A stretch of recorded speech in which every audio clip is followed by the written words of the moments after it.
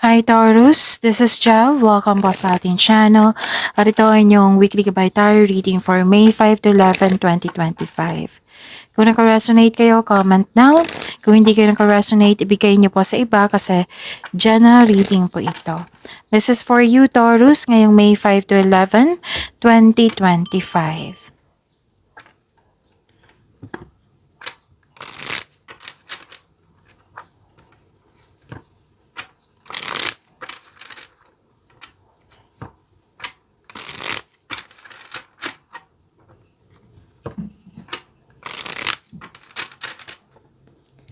Para po ito sa inyo Taurus ngayong May 5 to 11, 2025.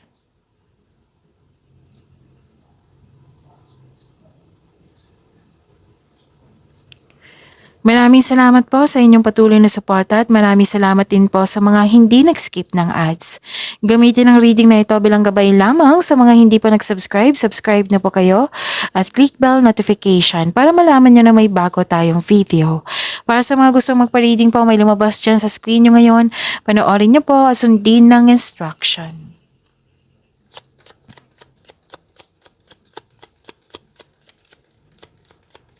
Spirits Guide, mga ganap pa para kay Taurus ngayong May 5 to 11, 2025. I need 3 cards po.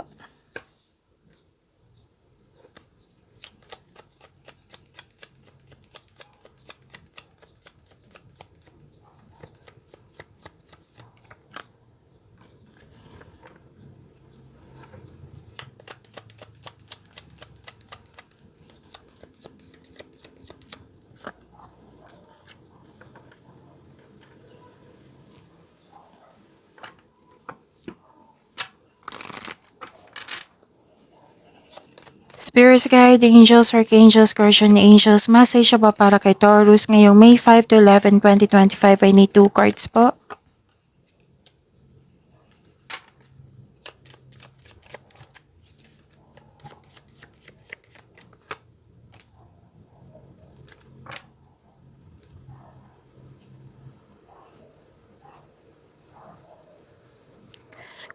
Okay.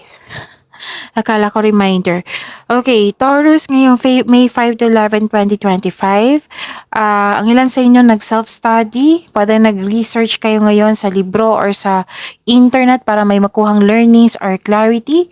At may nakita rin ako ditong may malalaman kayong sekreto sa week na ito. Tapos may nakita akong proposal dito, pwedeng project to, pwedeng signing of contract. May nakita ko dito kayong dalawa, nagkaroon ng deal, promises, commitment, agreement. Pwede din sa buhay what I meant is pwede din sa buhay pag-ibig ito. Kasi may nakita ko dito nag-uusap regarding sa marriage contract, may proposal, engagement, kasal, ikakasal. Pwede din na may nagkasundo, pwedeng kakapasok lang sa relasyon. At may new beginning, dalawang card mismo nagsabi dito kakapasok sa connection sa isang tao, sa relasyon, kakasimula sa trabaho, kakasimula sa proyekto, basta may bagong simula dito. And this is new beginning po. May na-hire din dito kahit walang experience, may humihingi ng atensyon sa iyo dito na pwedeng inner child mo or literal na bata, at may concern kayo sa immature na tao.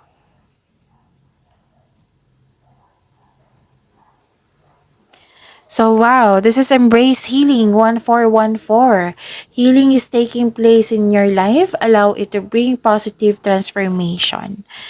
And 2424, creative expression. Express your creativity. It will lead you to exciting opportunities in the future. Wow, ang ganda. Spirits Guide, ano pa yung energy ni Taurus ngayong May 5 to 11, 2025? I need 2 cards po.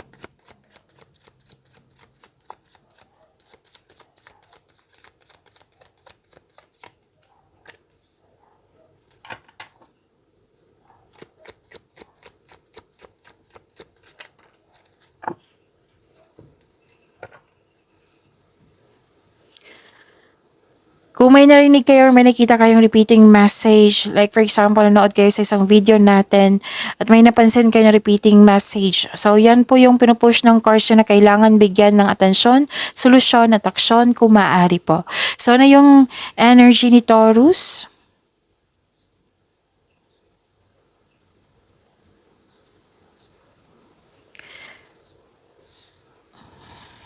Kailangan mo ng kausap dito. Lalo na kailangan yung makinig sa inyong intuition. So, may nakita ko dito nahihirapan kayong magtiwala sa inyong sarili or sa ibang tao. Gusto niyo mapag-isa para makapag-isip pero at the same time gusto niyo nang may kausap.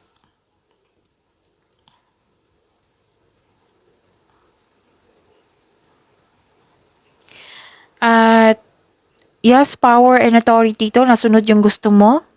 Mapagmahal kayo, marunong sa buhay, marami nang napadaanan na hirap sa buhay bago naging successful. This is authority, leadership, stability, and kalma kayo. And you are making tremendous progress in your life. Pag-level up po ito, whether sa relasyon or sa career and money.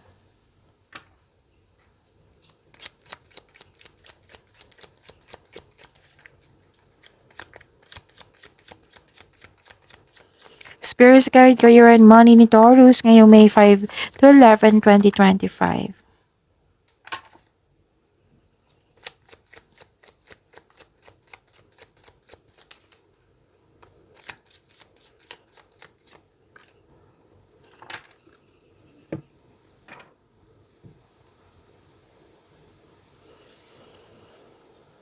Okay, may concern kayo. Actually, nakita ko to nung reading ng April 30, I think, or sa Monday Gabay Tarot reading nyo, na may concern kayo sa materialistic na tao. Oo.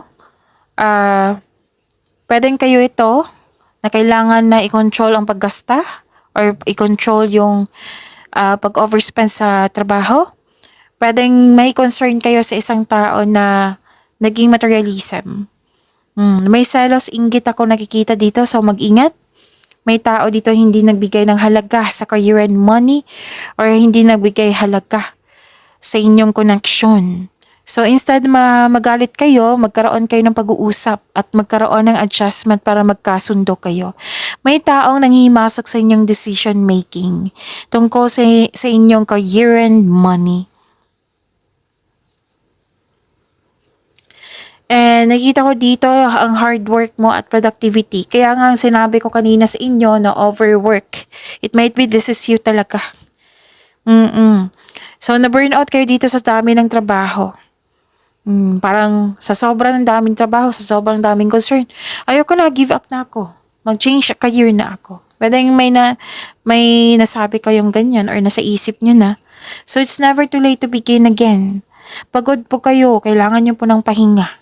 Sabi po ng court, kasi nag-overwork, na burnout, or sobra na yung taong hindi nagbigay ng halaga.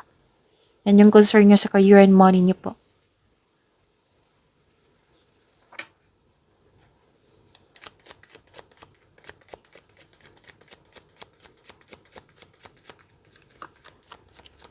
Spirit Guide, Love Life, Self-Love, Partnership, and Romance ni Taurus.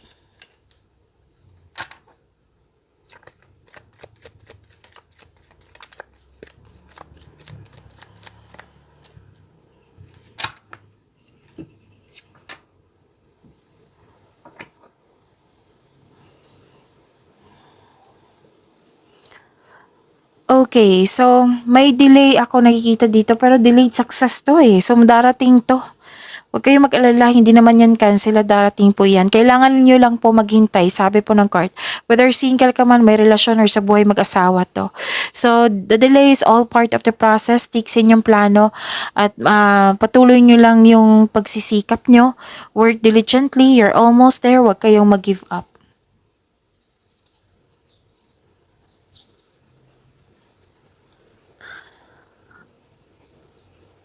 At nagkaroon ng sobrang busy nyo talaga. Marami kayong ginagawa. At the same time, marami kayong iniisip. Oo. Pero you are very inspired at the end of the day. Tapos sa mga single dito, may bagong exciting to eh. Excited mo makilala mo ng yung lubusan yung tao. Pwedeng maliligaw nyo ito. Kasi may exciting part dito, exciting na ganap. Love is blooming po. So kung ikaw ay may karelasyon sa buhay mag-asawa, maaring maramdaman mo ang pagtaas ng muling pag-iibigan na posibleng humantong sa pagsisimula ng isang pamilya or pagpalawak ng isang kasalukuyang pamilya. And yan, may exciting ganap talaga ngayong araw, ngayong week na ito sa loob ng pag-iibigan. Whether single ka man, excited ka na makilala yung taong yon. You're very inspired at may dumating sa inyo na isang tao na pagbabago po. The very inspired kayo. May parating dito na sanggol? Oo. May nanganak? Pwede din abundance to. Pagbubunga sa inyong pagsisikap. Okay? So yun, pagyamanin niyo po yung blessings sa binigay sa inyo. Taurus, see you tomorrow. Maraming salamat.